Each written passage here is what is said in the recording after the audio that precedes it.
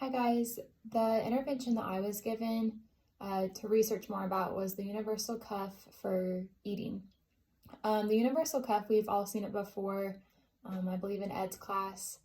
They are the cuffs that are put right here that have a pouch that we can insert utensils or grooming supplies, stuff like that.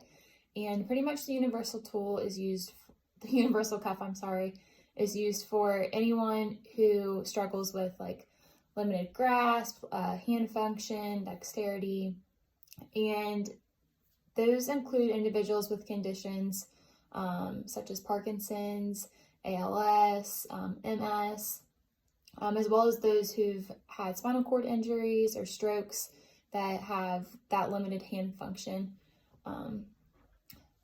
problems.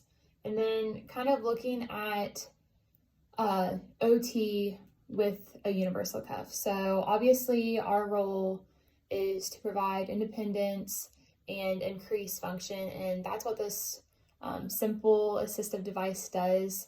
And an article I found also looked at the volitional side of things. So using the universal cuff for volitional nutrition intake for patients who have that decreased grip strength and impaired upper extremity function. Some positives I found of the universal cuff. Most of them are made of a pretty durable, high quality material, usually like a leather. They're pretty inexpensive. They're really accessible. You can get them anywhere. You can get them on Amazon.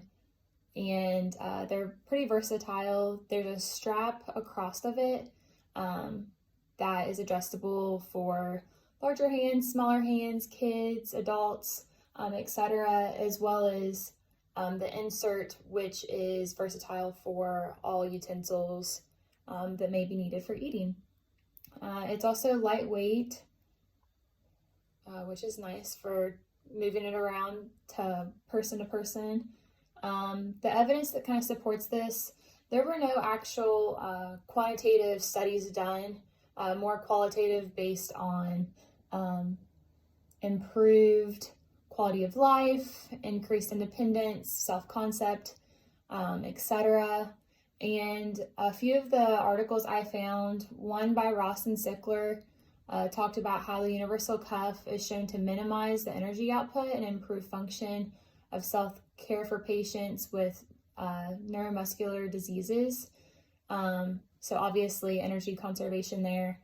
We're using this cuff to use more of our wrists and our forearm instead of our hands, which is really tiring for someone who's not able to do that properly.